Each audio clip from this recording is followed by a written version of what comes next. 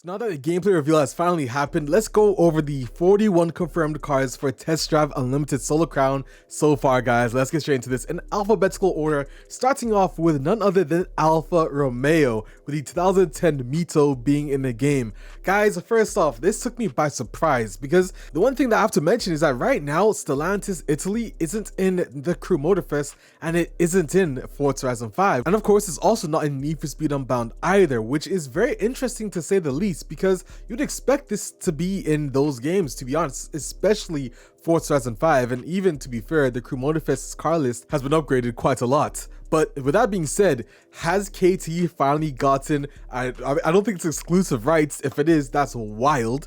But they are the first ones to possibly have this in their game when the game comes out early next year, which again is going to be very exciting. I don't think it's going to go past March 2024. If it does, color me blind, because I guess I am. Anyways, moving on though, you have the Alpine A1110, which is a guys, this car handles so well. The thing about the physics, which again I'm gonna cover in my video tomorrow, is each car feels so different. And speaking to some of the devs at KT, they say they watch hours of videos of cars driving, car reviews to see how it handles, and they want to replicate that feeling inside of the game. It's hard, but every vehicle feels different. And I don't mean that as a joke. Literally every single vehicle has different physics set up for it. And that's something that we don't have in any other open world racing game so far. Considering the car list is going to be way less than its competitors and probably equal to that of Need for Speed, probably around 125 vehicles. The fact that they have that many less means that they now have time to make sounds better. Every vehicle has a different sound file. Every vehicle feels different. All the dashboards work completely. Stuff like that is stuff that you don't have in other open world racing games. But quality over quantity is basically what TDUC, in fact the whole TDU DNA, is all about. Moving on to the next confirmed vehicle, you have the one I drove in the event, the 2019 Corvette C701 Targa Top.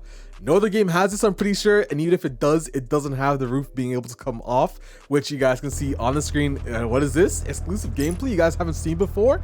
Yes! Anyways, I'll have more of that in tomorrow's video, but you guys can see that this vehicle has now been confirmed. Moving on, you have the Camaro ZL11LE, which was confirmed at the end of the gameplay reveal on this screen here. At the bottom, it does say that, and I said that in the last video as well. Another very nice car to be added. And of course, we can finally say that the Challenger is in the game, specifically the SRT Hellcat widebody. I haven't gotten to driven that, but I'm sure you guys are going to be quite fans of that. Next, Fiat, the R-Bath 500. Again, the Crew Motorfest doesn't have this, Forza Horizon 5 doesn't have this, Need for Speed Unbound doesn't have this, which is insanity.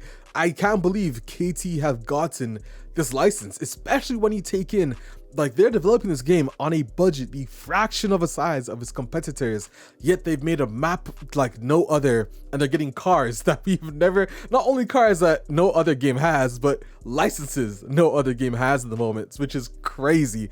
Cannot wait for that. Moving on, another confirmed car that we have though is the Lotus Evora GT430 Sport.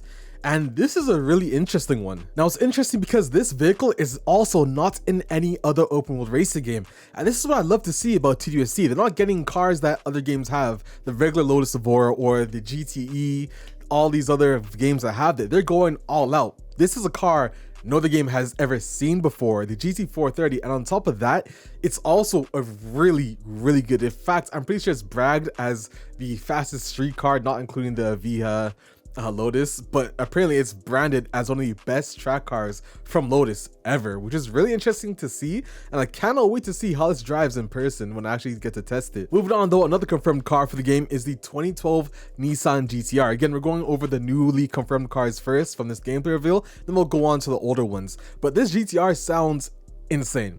Theo, you guys didn't see this because it wasn't recorded, but I was just chilling on the game, sitting next to Theo, and hearing that idle of the GTR, oh my god, it could honestly be, tell me if I'm wrong, it could honestly be one of the best GTR sounds in an open world racing game in my opinion. It sounds raw, it sounds good, and KT have never really been the good at sounds. I mean, they were decent, but not like overly the top good, but this this is impressive. And again, this is all on a budget, a fraction of the size, and that's why it's taking a long time, guys. Like, let KT cook. No matter how long this game takes to make, KT are trying their best to make this the game that all TD fans, not just TD fans, but all racing game fans want to have.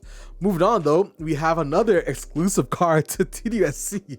To be honest, the funny thing is right now we have 1, 2, 3, 4, 5 cars already in this reveal that aren't in any other future open world racing game. 5 already, just in this one reveal. No other game has. Insanity. Anyways, the Taycan Turbo S Cross Turismo is another vehicle that has been confirmed for Test Drive Unlimited Solo Crown. No other game has this as well. I think all of you Taycan fans are happy. I was hoping if they did get this in the game, I was going to hope it was the Cross Turismo and not the actual sedan version. But they finally got this wagon in, and it sounds, again, Kate, the sounds are impressive, bro. This might be the best sounding electric car of all open world racing games. And that's not just this car.